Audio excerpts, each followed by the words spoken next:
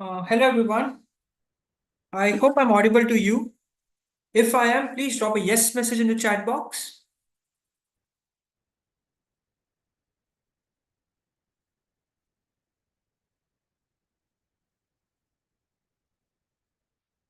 Great, great. I have received the confirmation.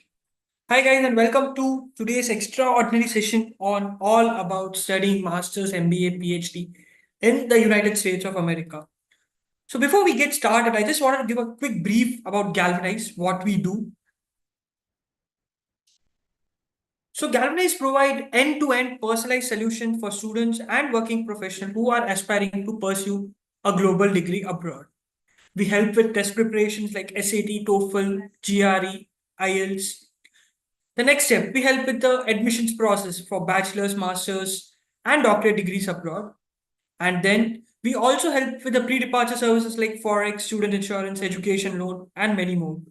The team is founded and managed by alumni of Harvard, Stanford, IIM Ahmedabad, and IIT Madras. Students from 65 plus countries have chosen Galvanize for their degree abroad. You can see each and every country over here. We have had students to receive admits from 1,000 plus universities across 18 plus countries: US, UK, Canada, Australia, Germany, New Zealand. We have the top rated apps on Play Stores, which help you prepare for your GRE, for your vocabulary and SAT. You can view our admission counseling and test prep feedback on Quora. I'll be sharing the link in a while. So presenting your host for the day, it's Sujaya Roy. So she has done microbiology graduate from LAD College, master's degree in marketing, 17 plus years of professional experience in education industry. She has helped 1,000 plus students to get admit in various countries for various degrees. So without wasting any further ado, I'll hand over the mic to Sujaya.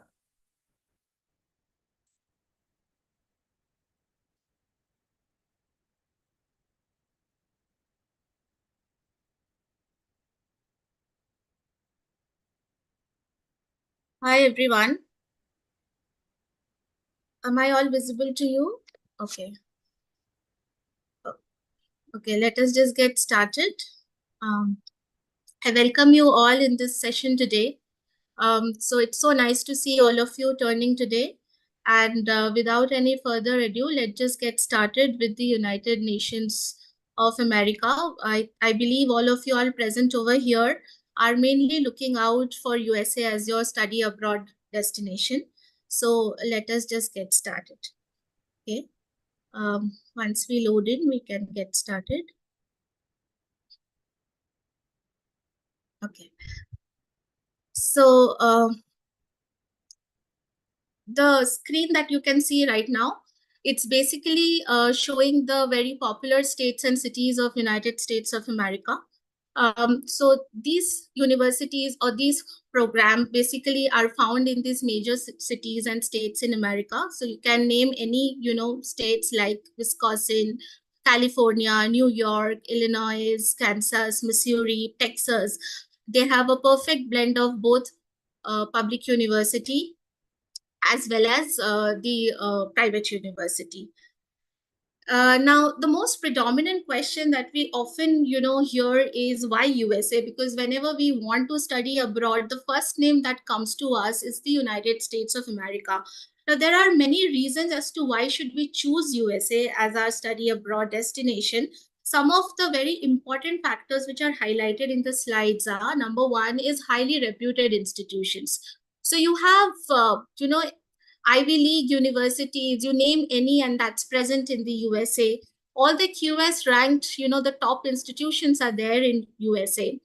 Now, the second point talks about the broad range, like a plethora of programs that are available for the kind of any program that you want to target as to do your MS or a PhD. You would get a variety of options available there. Needless to say, it is ranked number one in the world by the United Nations. Okay. You talk about any scale of technological companies, whether it's medium, large, or small, everything that is functioning in the US, it's actually more than a lakh. Now, CPT and OPT opportunities with STEM extension. So what are these? Basically, these are a very important criteria for US universities program, and I would like to talk about it in my future slides to come. And the last but not the least is the hassle-free application submission. So when I say hassle-free application submission, it means that it is very easy to follow the instructions.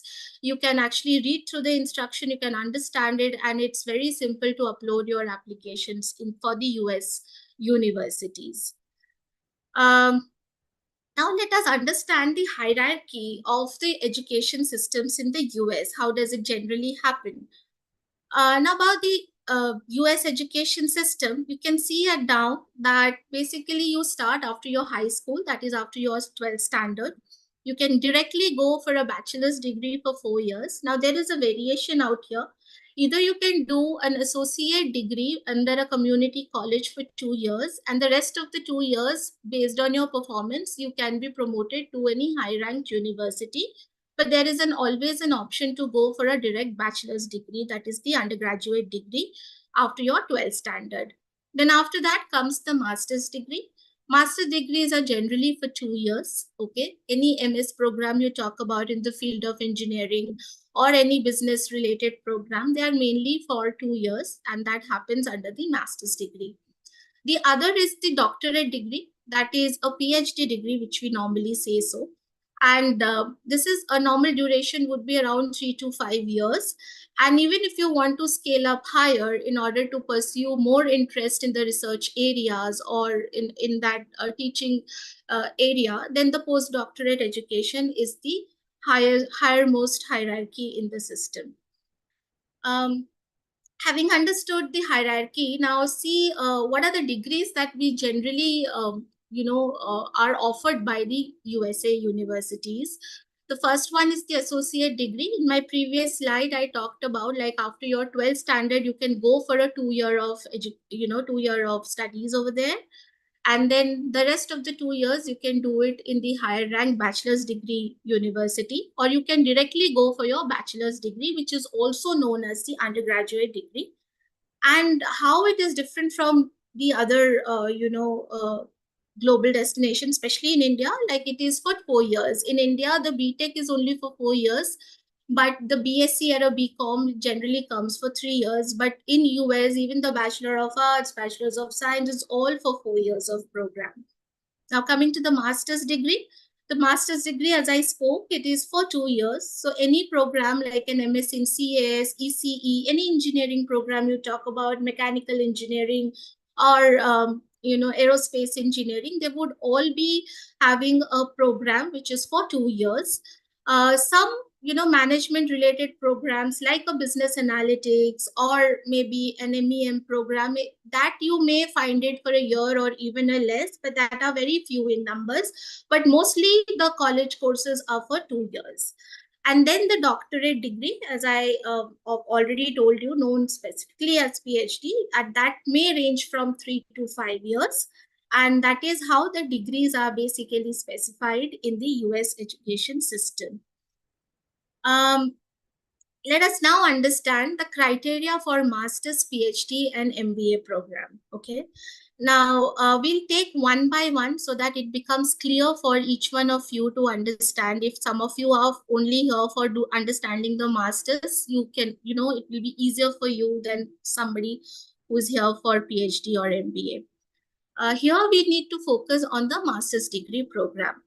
Now, what are the main requirements for the master degree? What you need to have within you in order to be specifically eligible for the application process? Now, you need to have ideally a 4 years of bachelor's degree. So if you have a BTech degree or a BE degree, you are automatically becoming eligible for the application process of master's degree in the US. Now, you also need to have an average GPA of 3.0. Most of the universities in USA would ask for this requirement to have at least a GPA of 3.0. Now, when you convert this GPA into Indian education system, that would be basically a 70% and above. Now, there are few exceptions to this as well. There are certain university that covers or accepts 3 years of bachelor's too, but that would be very specific to the university and the program. But mostly you need to have a 4 years of bachelor's degree with you. Second is the proof of ELP, which is the English language proficiency. Either you go for an IELTS or TOEFL.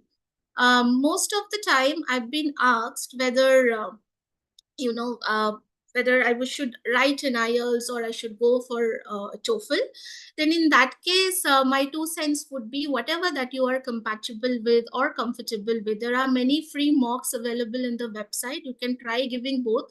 Whichever way that you think is more comfortable with you, you can go with that, because both these tests are basically are very much accepted by the universities across in US. Now, standard GRE score. Now, you can ask me what is the standard GRE score. Then in that case, I would say about 315 something on that range, from 312 to 315 is something I would term it as a average or a standard GRE score.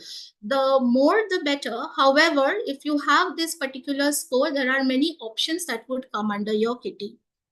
Now, as much as we give a lot of importance to our academics, like, I need to have a great GRE score, I need to score, amazingly in TOEFL, my GPA should be very good, all of this, we invest a lot of time in that to profile, build our profile and so on and so forth.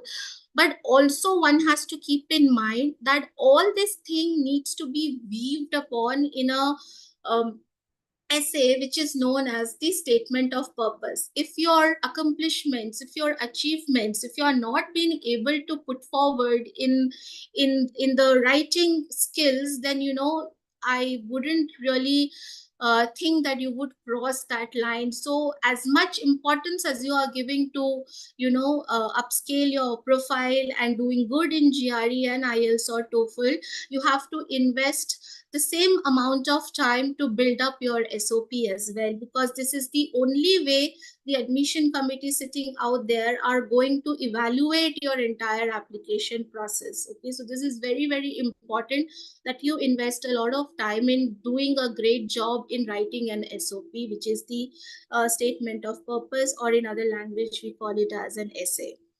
Then the letter of recommendation. You would need 3 letter of recommendation, 3 from your academic side.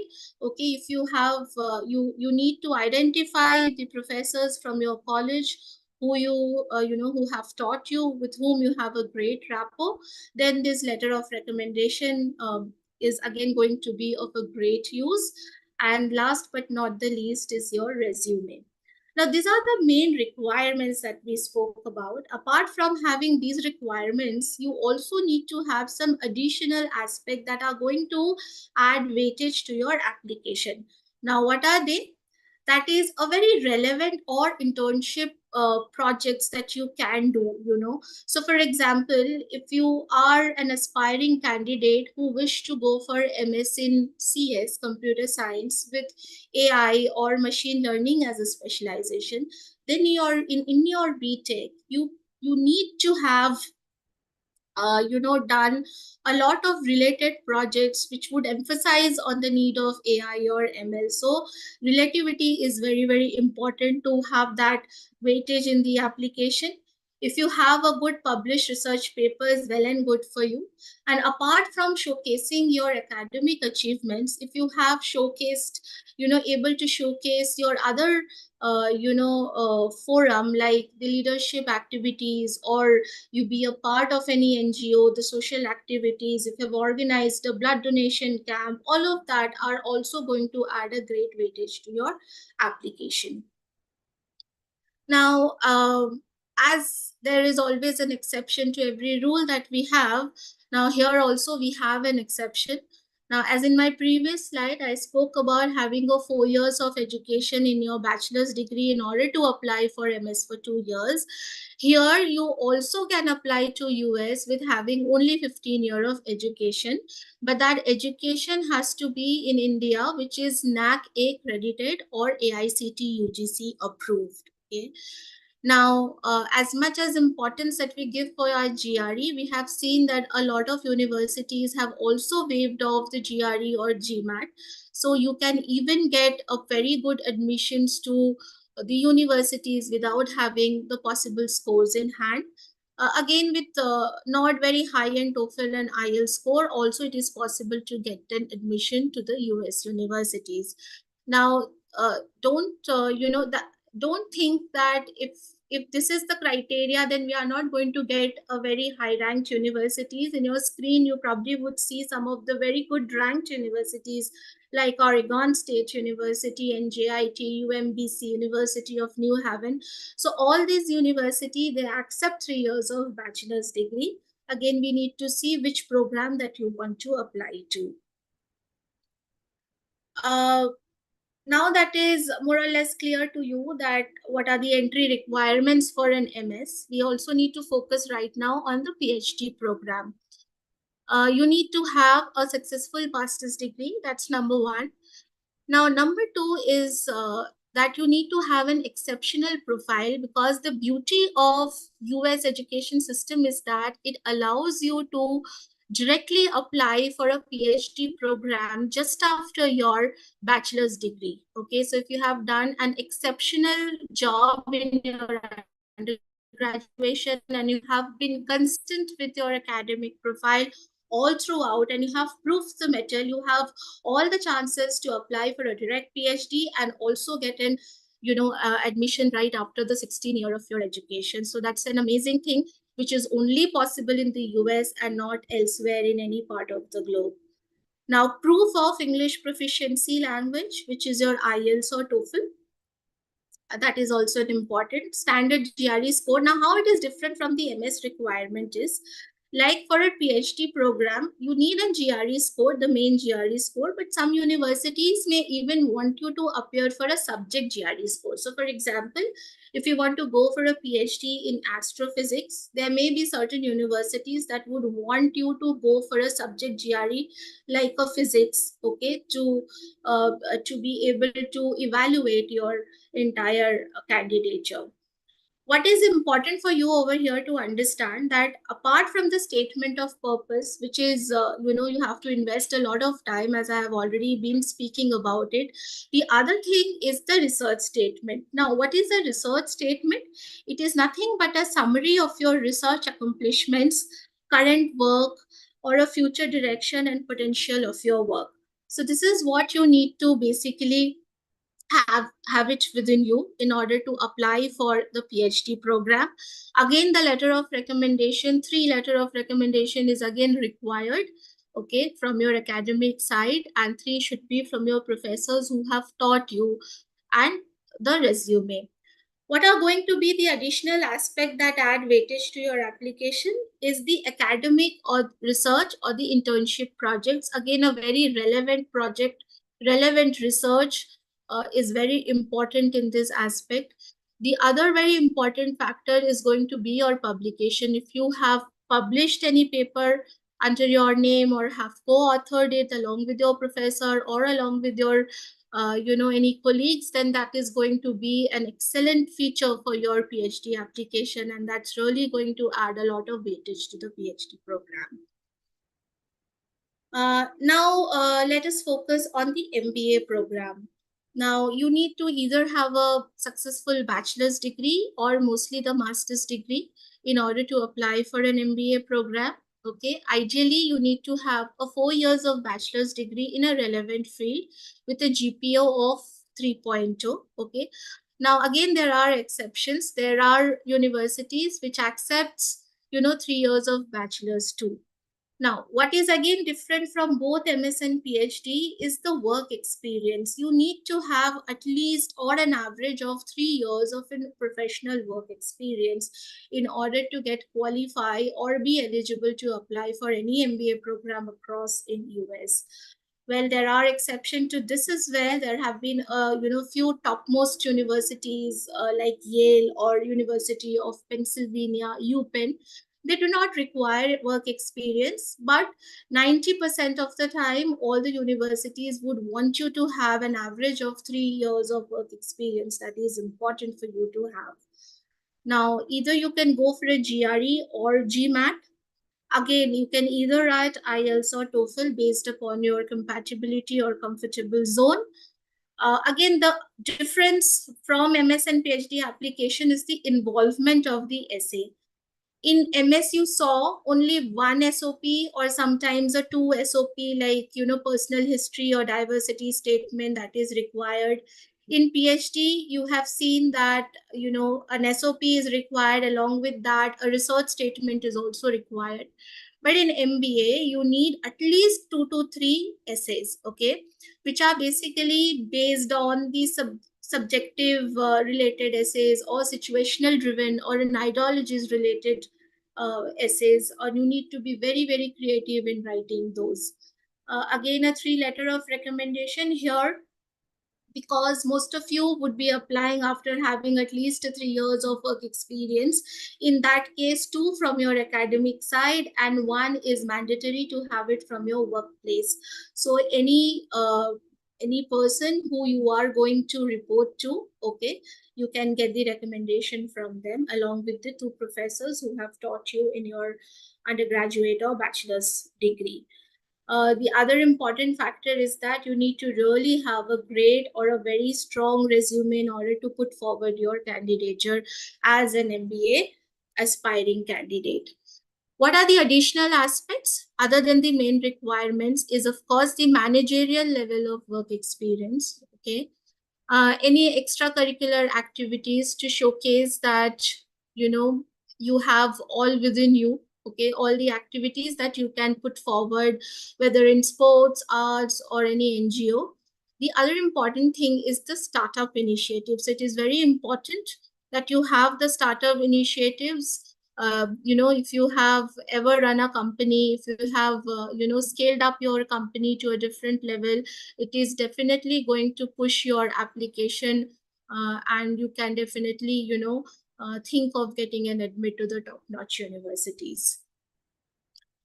Now let us understand the timeline for the process. We have understood what are the criteria that we would need to have within ourselves in order to apply for those universities. But when we should do that, what is the right timeline that we should follow? Okay. Now in US, mainly there are 2 intakes, okay? That is a fall intake and a spring intake.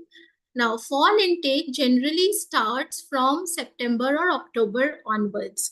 So basically, if you are, targeting fall intake, then your coaching for your GRE, you should have started by June, July, or August. This is the window to actually prep for your GRE and write your GRE, okay? But if you think you do not need a coaching and you can self-study and appear for your GRE, GMAT, then max by September, you should have finished writing your GRE, okay? TOEFL, you can give it by October, because the results will also come in October. As the early application or the priority deadline in the US would start by September end, or mostly by October onwards, till January and December. So it is very important that you finish up all these things by October itself in order to apply early. Now, February, March onwards, you would start receiving the offer letters. With offer letters, you also get something called as I-20, okay? That the window for getting these is from March to June. This I-20 is an important tool for you in order to proceed further with the visa. Visa generally, timeline opens up by the US Embassy in the month of May to July.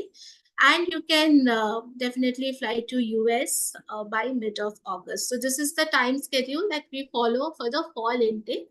And for the spring intake, your coaching for your GRE and TOEFL should start by December onwards, because the intake is in January. So you have to start the previous year, December. Okay, so this is what the timeline you should maintain. Self-study, and if you are doing it on your own, then you should be done by giving your GRE or GMAT by March. Okay, the following month you can write your TOEFL, which is the April. Results you would get within 7 to 10 days. Like in April only, you will get your results, and your application process will also start, as in the deadline will also commence from April itself. Okay. Now, your offer will start coming from July onwards. Okay. And it will go on until October. Visas normally will open up for spring intake in the month of November to December. That's the window for your visa. And then you fly to US in the month of January.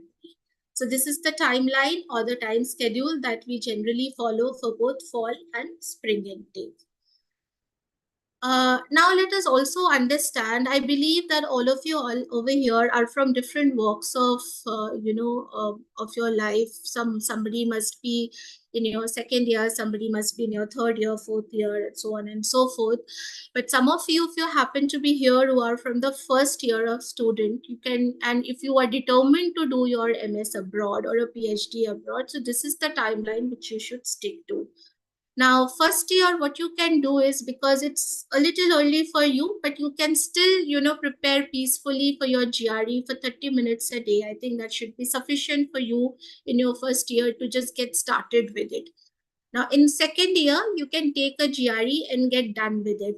Why in second year? There is a, logic or a reason to it, because a GRE score remains valid for 5 years. Okay.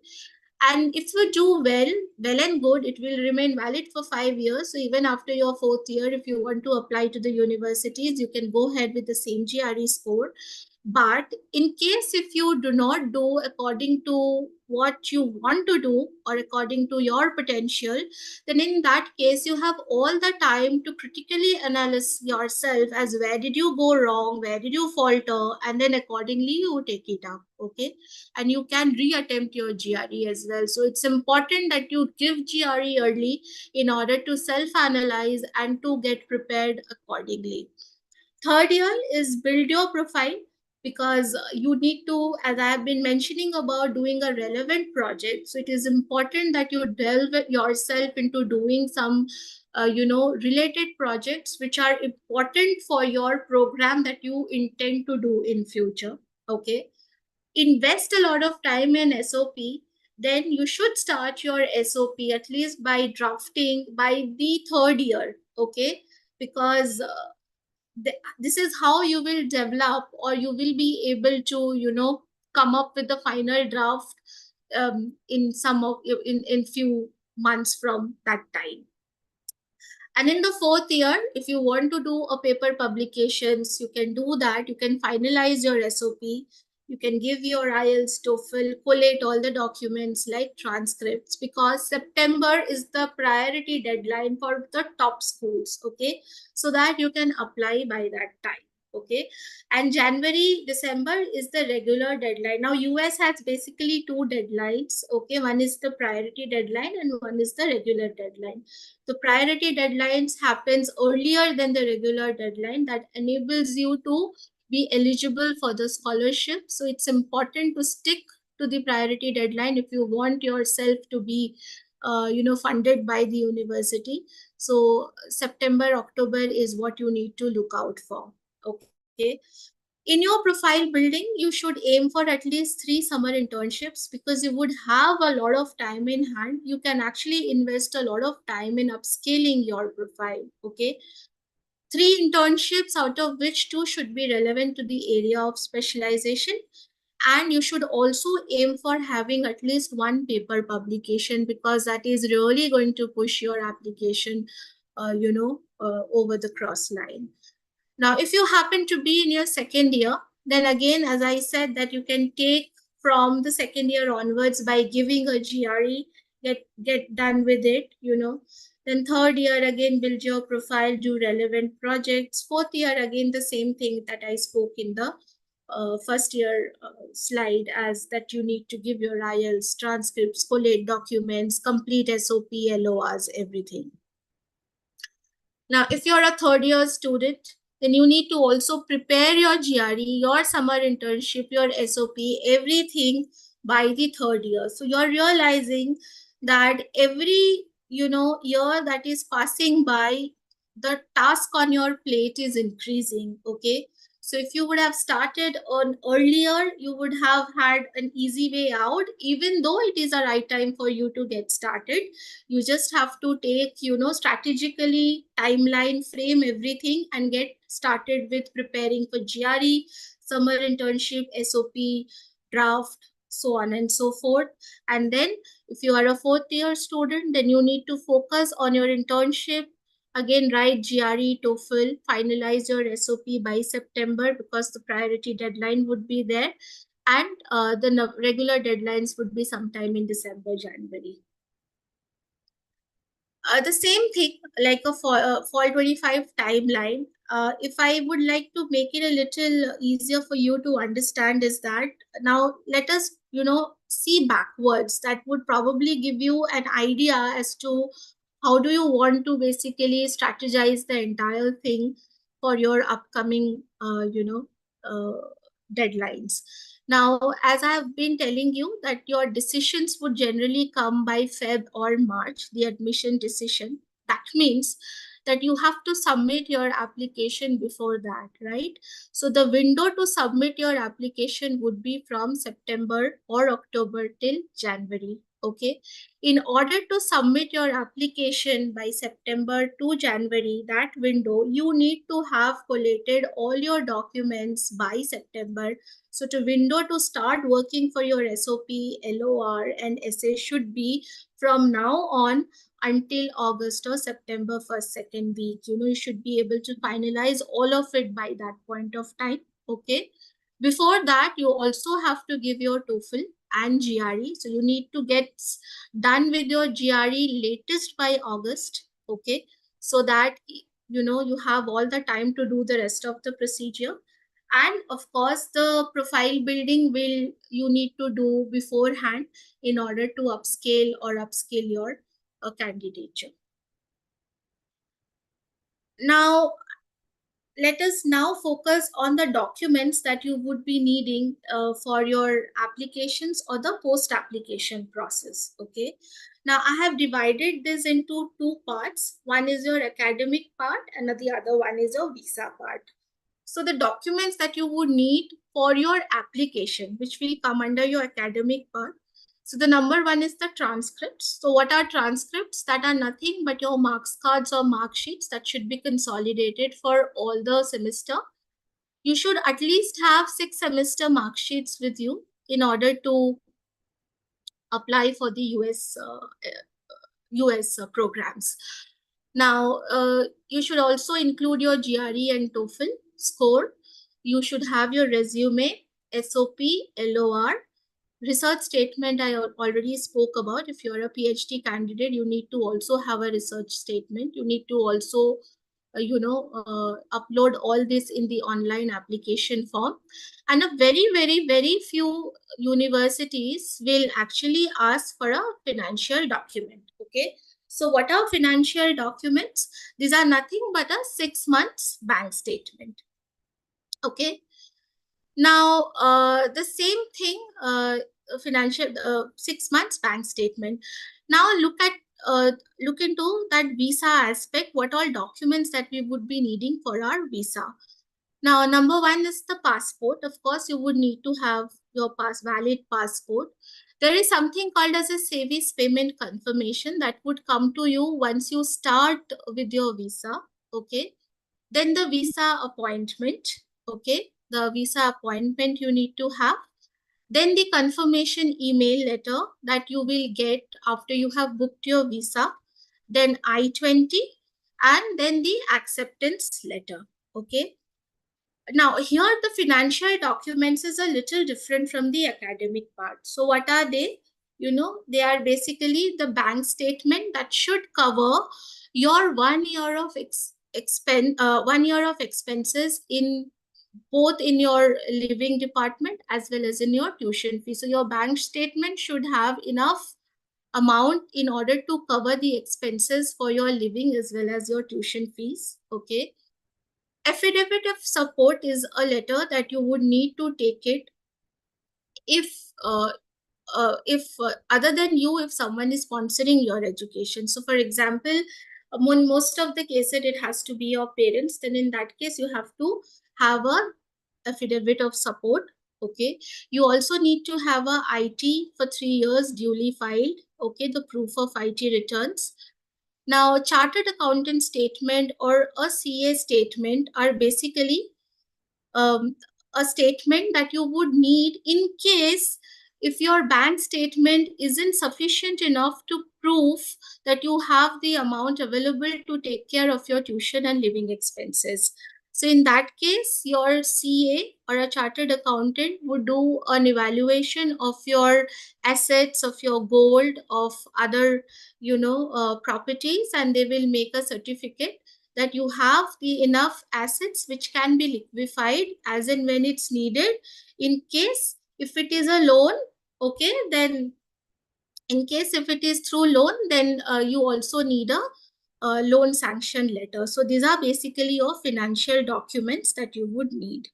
Okay, now cost of education, this is also important for us to know how much it would cost to be, you know to be able to survive, or to be able to have in our bank account in order to pursue our education in the US. Now, we would start it from the very first, like for a GRE or IELTS exam or a TOEFL exam, one time you'll have to pay approximately around 30,000. Okay, now, tuition fee, most of it you would find it for about 35 lakhs. This is an approx, and again, it would depend on university to university, okay, program basis as well. You can expect every year a hike of about 5 to 10%. Living cost would be again depending on which specific area you are staying, which state you are staying, but on an average, it would be about 12.5 lakh, okay. Airfare from India to US in an economy class would be about 80,000 rupees. Now, visa fees, that would include your visa fees, your booking, everything for about 35,000 rupees. Okay.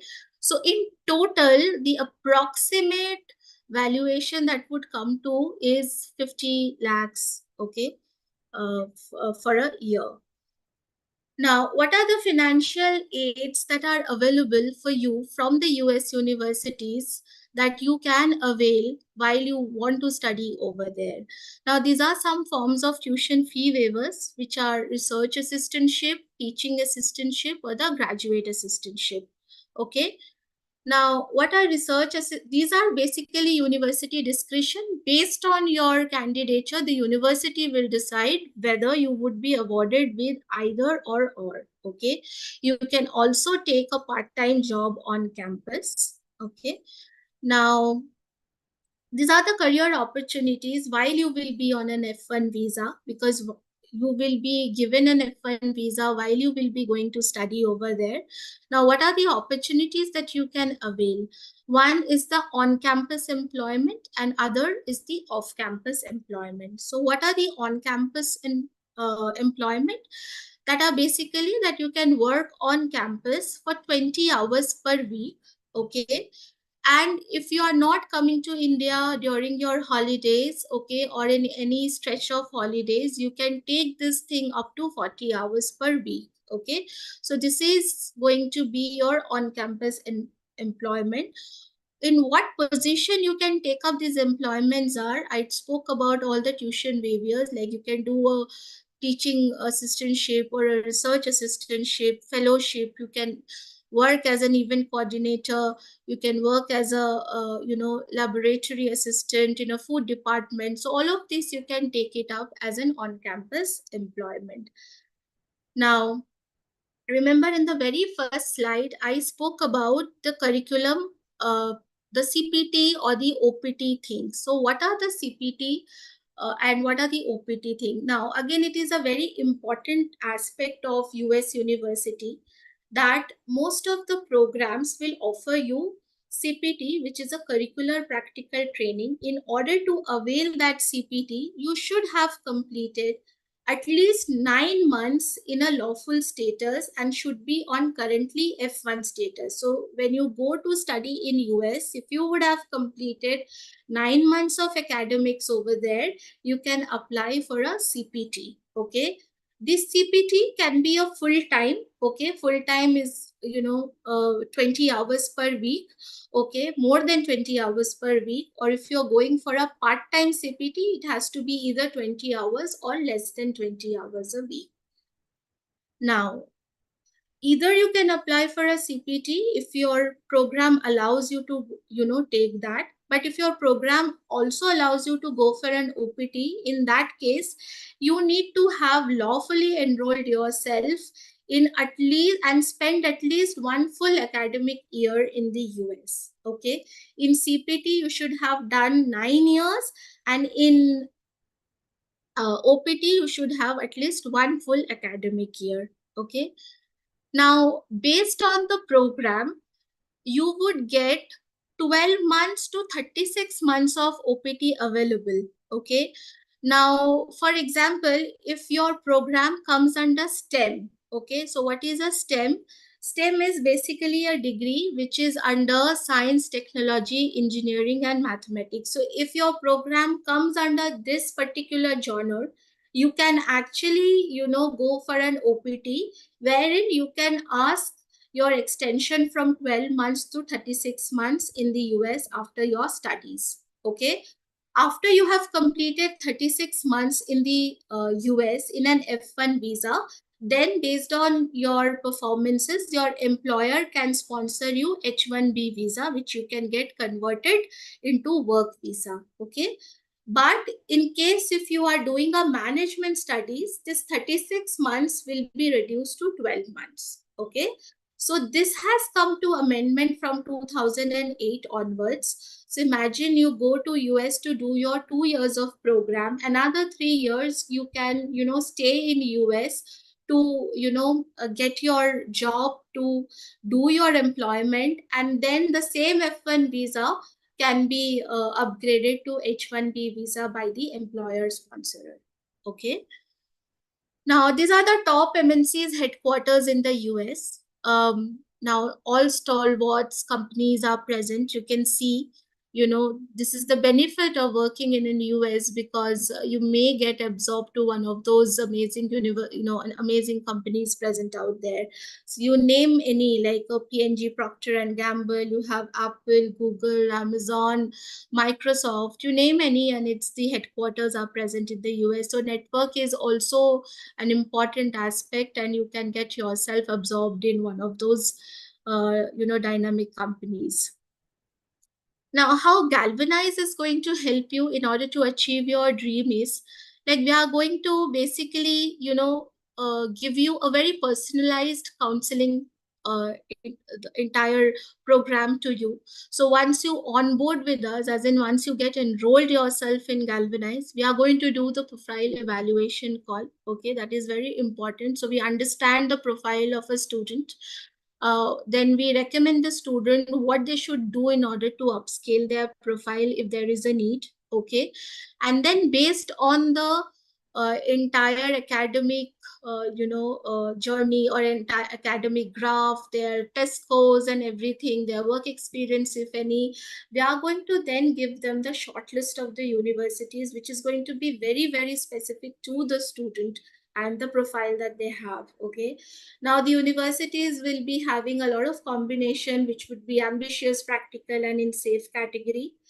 We are going to do the documentation for you. We are going to actually write the SOP, draft the LORs and resume for the students, okay, based on the inputs that the student going to give. And we have a very able team of editors with us. They themselves have done their PhDs and MS from abroad universities, so they exactly know how to present that application towards the university, and they would do the great job as they have been doing it over the years. Then comes the visa. Now, US visas are known for their, mock interview, the interviews. Okay, so we are going to help you with preparing for all the documentations. If you have multiple admits, so we are going to finalize the universities for you as to which one is going to be the best admit for you, which one you should take. Then we are going to help you to list out the documents that you are going to need for visa in detailing. Okay, we are going to help you with many mocks, which will prepare you to tackle the questions in the actual day of the interview. Okay, we are going to even help you with filling the DS 160 form, in asking for the I-20s, filling the savings form. All of that will be done under the visa part. Apart from that, if any one of you who are in need for financial help, like in a loan, or we are having great tie-ups with banks or the financial institutions where we are going to give you the loan guidance. Okay, and last but not the least, the pre-departure session, where we are going to, take care of your travel tickets, forex, etc., the bank account, from where you're going to pay, how you're going to pay, the do's and don'ts, everything, as in from start until you fly to your destination. Galvanize will hold your hand until the very last moment. Now, let us discuss some of our very brightest students, and let us understand how they have been able to get the admit in most of the iconic universities in the US. Now, she is Riddhi Brata. She is a student from IIT Roorkee. Okay, you can see her overall CGPA. It's excellent, is 9.42, and her excellent GRE score of 326. Okay, with a lot of relevant projects, internships, and the certification. By upscaling her profile, she has been able to get a admit in MIT, which is Massachusetts Institute of Technology, which is the #1 university in the world. Now, this is Sumit K. He is from BITS Pilani. He was our last to last year student. You can see here that he has a CGPA of 7.96, which is not as great as the previous student CGPA, but he managed to score a great score in GRE. Again, he has a very relevant research and experiences along with him. You can see that he has done his summer interns, which is very relevant to the program that he wanted to apply to.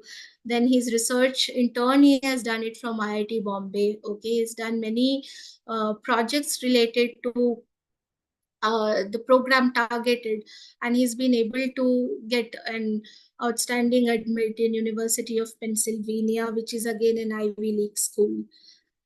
This is Mohit. He is from IIT, which is currently ISM Dhanbad. Okay, he's done his BTech in petroleum engineering, and he wanted to shift his domain from petroleum engineering to engineering management, because he has that managerial inclination, or he wanted to go on that direction.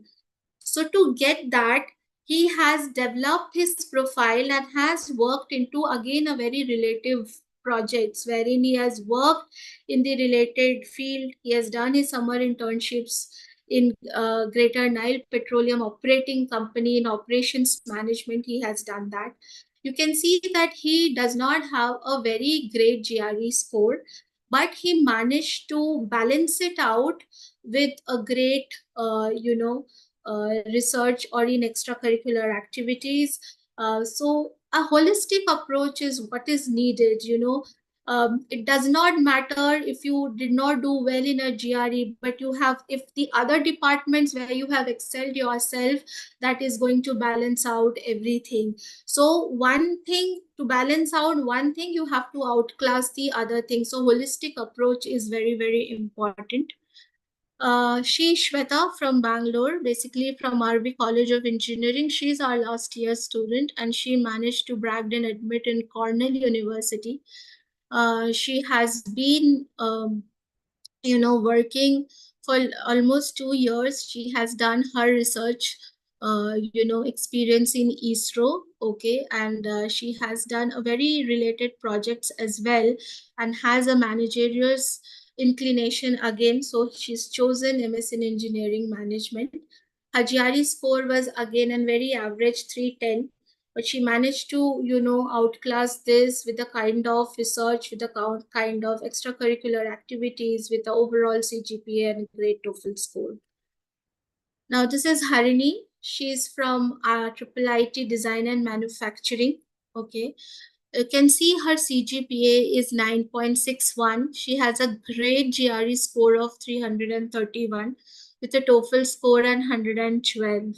Again, she has done a lot of projects, research internships in NUS, National University of Singapore, and she's managed to brag and admit from Carnegie Mellon University, CMU, which is overall #1 ranked in CSE program. He is Vithal. Vithal is from SRM University, Institute of Science and Technology, and he's from ECE department. See, his overall CGPA is very mediocre, only 7. His GRE is again a very, I would say below par. It's only 299 and an IELTS of a good standard of 7.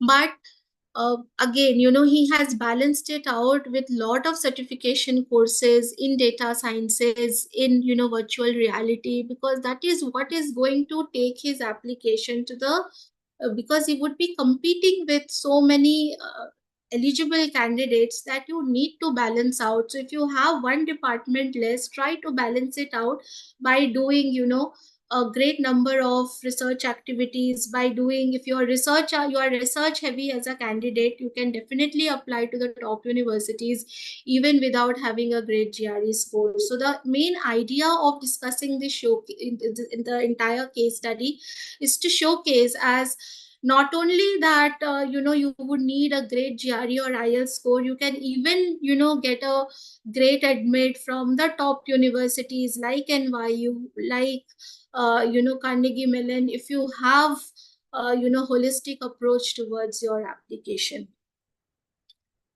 This is Aishwarya again. Aishwarya also have overall CGPA of 9.04. So CGPA is amazing. GRE is 317. TOEFL is 114. Okay. You can see that she has done her research from IIT Madras. Okay.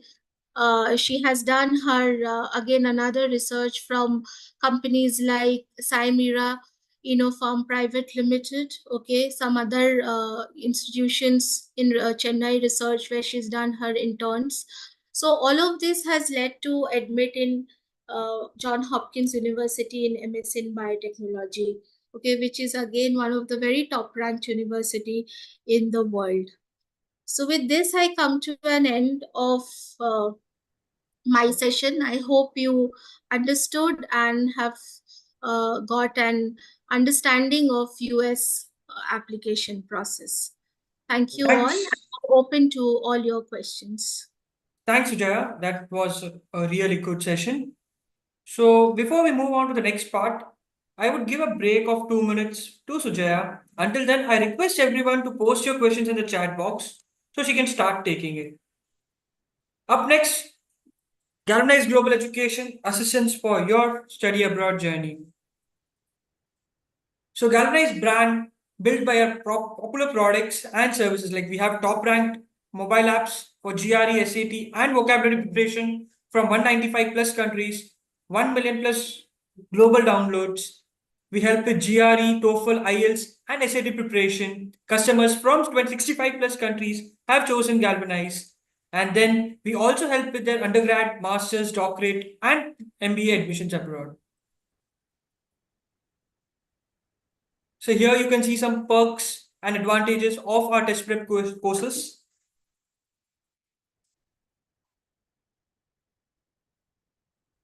And this is our complete admission counseling process, which Sujaya has explained already. So here comes the benefit for the session. Use the link and evaluate your profile today. I have also posted the same link on your chat box.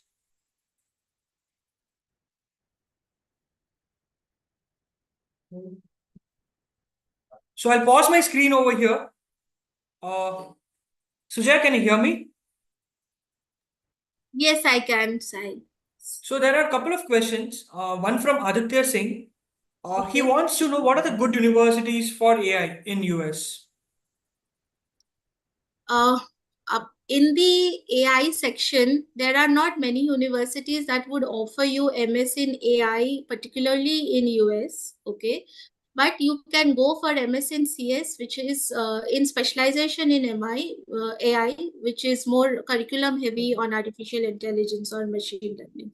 So then you would get a lot of, like as I said, a plethora of colleges or the universities that are available. But particularly if you are looking for only MS in AI, then you wouldn't get a lot of options. There's a next question from Asmi Rana. Ma'am, what is the criteria for a good university, and for how much QS ranking should a person be settled for? And a public university as good as private university, which is better? Uh, can you tell me the first question? What was it? What is the criteria for a good university? Should they look into QS ranking or any other thing? See, the criteria for a good university varies from the student to student. Okay, some student for whom we have, if that is an ambitious category, for other student it may be a practical or a safe. So the definition can change from a student to student, but it is not important for you to look forward for the ranking. Of course, ranking do play a role, but it is also important for you to look for the curriculum of the particular university, how it is matching to your relevant program that you intend to do. If that is, because at the end of the everything, what is the goal is to get absorbed into some great companies. So if that university has a great network, it has a great curriculum, good faculty, so all of this also play a definite good role apart from the ranking. So you have to see everything in order to understand whether it's a good university or not. There's a next question from Matty. He wants to know what is the priority deadlines for fall 25? Well, I already explained that that generally would start from September end or October onwards. Okay, and that will go until December, January. So there's a question from Arya Deshmukh. Uh, do you have any suggestion for targeting Ivy League colleges for masters in CS? Yes, definitely. You should have a lot of projects under your kitty. You should have paper publications. Also, you need to target a very high GRE score, okay, along with a TOEFL score. Along with that, you also need to showcase all of that in a way, in order, because there you are not getting a chance to speak to the university people. Everything would come down in a pen and paper, and they will read it out for you. You'll have to invest a lot of time in doing that great work in your SOP. So all of this will give you an exposure to appear for an Ivy League universities. There's one more question from Matty. He wants to know that is there a relaxation of any of the requirements such as IELTS for citizens of US who have resided in India? Yeah, there is a relaxation of not writing your IELTS or TOEFL if you have studied considerable amount of time in the US. Okay, so you can even go without writing IELTS or TOEFL if you have studied in US for a considerable time period. Question from Asmi is like which of the following university is better, public university or private university? See, that again depends on how do you want to pursue your education, in which field, which program, and which university is offering you the program which is best suited for your profile. Definitely, public university stands a higher weightage than the private university, but also there are plethora of private universities which are very good and as compared, well compared with the public universities. So yeah, again depends, which program on which university that the person wants to go ahead. So before taking the next question, like there are many questions which are related to profile, individual profile. So we request you to fill the profile evaluation form so we can go through your profile in a deep way and we can answer it in more personalized approach. Okay. So there's a question from Pandahari. I'm interested in PhD in US. Should I wait for advertisement release or directly contact the professor whom I am interested to work with?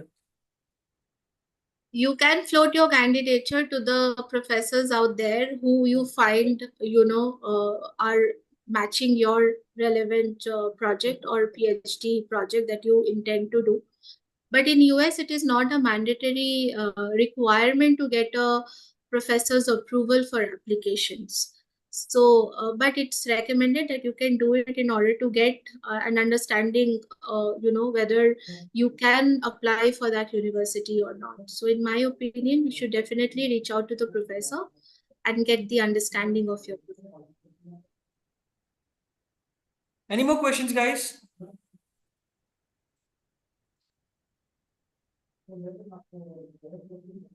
I guess that's it, Sujaya.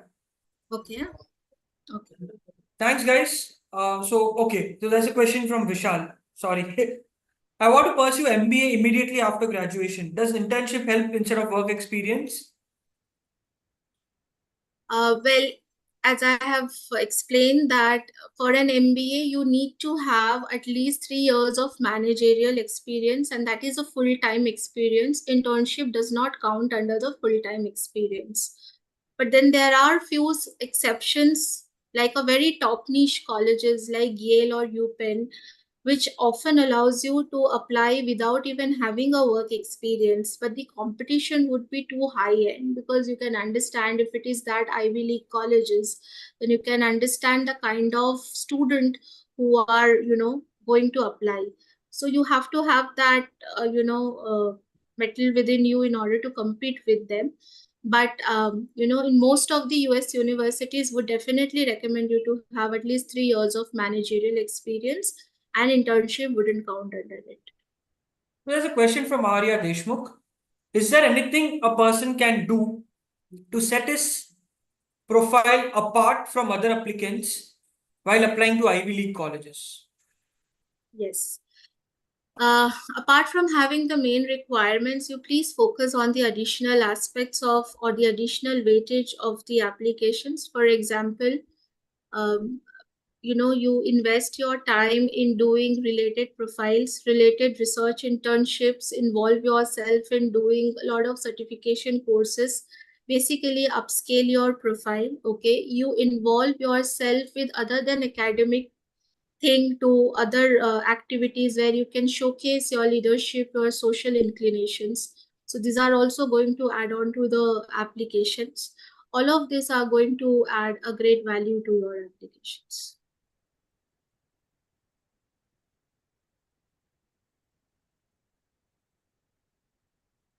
Anything else, Akash? That's it, ma'am. We can. So, any more questions? There's a question from Uma Ganesh. For masters, how many universities at most and is recommended to apply? Well, you can apply as many as universities you would want to, but every university would cost you $1 of 90 on an average to apply to the university. So you can see to yourself how many that you want to apply to. Galvanize normally recommends about 8 universities in an admission cycle to apply to. So if you want to apply to more than 8, up and above, it's your wish. Yeah, that's it, Sujaya. Everything is Okay, done. Akash. We would like Okay. to have a final note before we end the session. Uh, I think whatever said and done in this session, if you guys follow the timeline, which is very important, also try to focus on what you want to do, the program that you want to do, how it is going to have a correlation to what you are currently doing. Don't go just by the trend. Data science is trending, so I should do data science. This is trending, I should do that. You should also see which is your more, where your interest line is. That is going to take you to places. Please follow the timeline, and this will really help you out. Thanks, Sujaya, for a wonderful tip. All the Thank you best, so much. guys, for all your future goals. See you in the next session by next week. Thank you, ma'am. Thank you, Sujaya.